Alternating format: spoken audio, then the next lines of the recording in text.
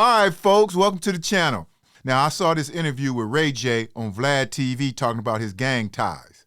Now, of course, I can't show the video. I'm not trying to get a strike, but you can go to Vlad if you want to see the video. Now, I'm going to react to this and break it down because this is ridiculous. These celebrities want to talk about their gang ties. It's just ridiculous, man. Let's get into it. Well, the first time I interviewed Wack, your name came up. And I didn't know this, but he said you're actually a Piru, blood yourself. When you know me, I wouldn't let one of my people talk crazy to you. No. See, that's the problem. See, but that was my rationale. Y'all at the both time. see Ray as the R&B singer. Yeah. Ray Poirot. Okay. He on the phone with a G homie. Got it. He ain't got no chance, no Okay, fair option enough. but to stand with me. And that was Wack 100. It's crazy because he a businessman now still talking about gang ties. I mean, they acting like gang banging was something positive for the community. I've never seen so many dumb fools in my life. I mean, I grew up in Centerview, and, you know, since I was like 13, like maybe even 12, you know, I was extremely banged out. Wasn't you in your sister videos at that age, man? Get the fuck out of here.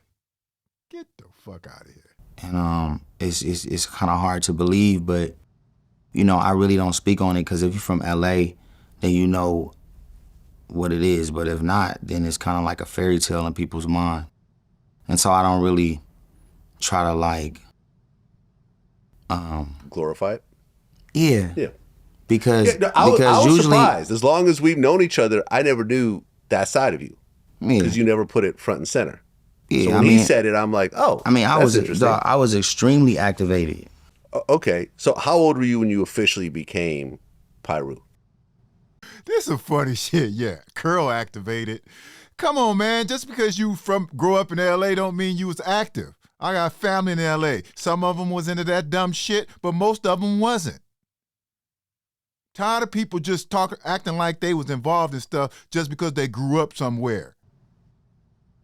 You usually don't say when you became anything. Like it's embedded in your like soul. Okay, but you didn't get jumped in at a certain age or that type of thing? I mean, yeah, but I just don't like to get into it because it's irrelevant to like what it is now, right? Fair enough. Yeah, Fair enough. The whole process was intense and I was super banged out. I can't help it, man. I have to comment on this because I don't want to get a strike or whatever, but this is some funny shit. I was banged out. Most of the time, those dudes will tell you when they stepped off the porch, I was extremely banged out. I used to hit up outside of the hood every day, the hood. Spray you know what I'm saying? Yeah. When I was 12 and 13. But usually when you start doing shit like that, you like a little kid. And then it goes into like the teenage years and it goes into like high school. And then by that time after that, you kind of start to grow out of it, whoever you are. So when people start gangbanging later on in life. Like you and Chris Brown. It's not the same as when you like actually just lived in the neighborhood and just caught up with whatever the people that you love and whatever y'all doing is what it is. You know what I'm saying? So. What do you think during that time in your life was the most serious situation? Being on the set of my sister video and she told me to go get some water. I mean, it wasn't one crazy situation. It's just when you young and you get with the wrong crowd, and if you gangbanging, that's the wrong crowd, period. And I love all my homies, and all my homies will tell you, most of my homies is dead. Mostly everybody that is close to me is dead. Then how your homies gonna tell us how hard you was, Ray J? And that go from when I was with Suge every day, that goes when I was in Centerview every day, that goes when I was around anything in that kind of world. So the celebration behind it is not there. You celebrating because you love your people. And then if it's all burgundy or all red or blue or whatever, wherever you from, you love your people around you because they got your back. But it doesn't end well in any of those situations. Yeah. So I advise everybody not to do none of that shit because you better than that. How many bodies did you catch, Ray J? This is just as dumb as when the rapper Gang was on Vlad with that red bandana shirt on, still representing that dumb shit at his age with kids. Man, these celebrities need to just stop it. Grow the fuck up, man. At some point, grow the hell up. Stop even talking about that dumb shit. Now, isn't there a Lil Ray J that's still running around? A little Ray J? Yeah. Like what? What you mean? Like a little homie that named himself after you. There's no little Ray J. Okay, I heard now, there was. Again, when you from You never heard this before? When you from a certain neighborhood, I'm from Centerview, Paru. Right. That's where I grew up. That's where all my people is from since I was way before 11, 12. We talking 6, 7 years old, right? And it's just what you adapt to in any area. When I was on TV, the homies used to call me movie star blood because I used to be on TV at that time. Movie star blood. Right? And so that's what they called me because none of the homies felt like I even needed to be still in that certain mindset. None of my big homies, Solo, all the homies that I was with that really had my back was telling me I was tweaking. You need to go and be great. No, they was telling your ass to get your ass out of here. We don't know if you a snitch or nothing. We don't know what you doing on those movie sets, fool. But this is a prime example of, and I mean no disrespect when I say this. You think it's a coincidence that many of these celebrities that be claiming these gang ties, they be the ones end up getting killed by the real street dudes?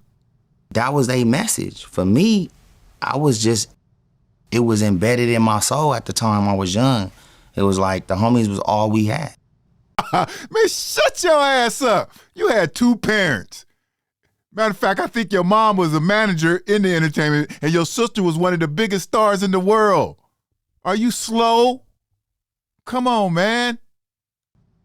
And so looking back and fast forwarding to now, I understand what they were saying. And we lost a lot of people. Literally, like all our close homies that we love is dead, bro.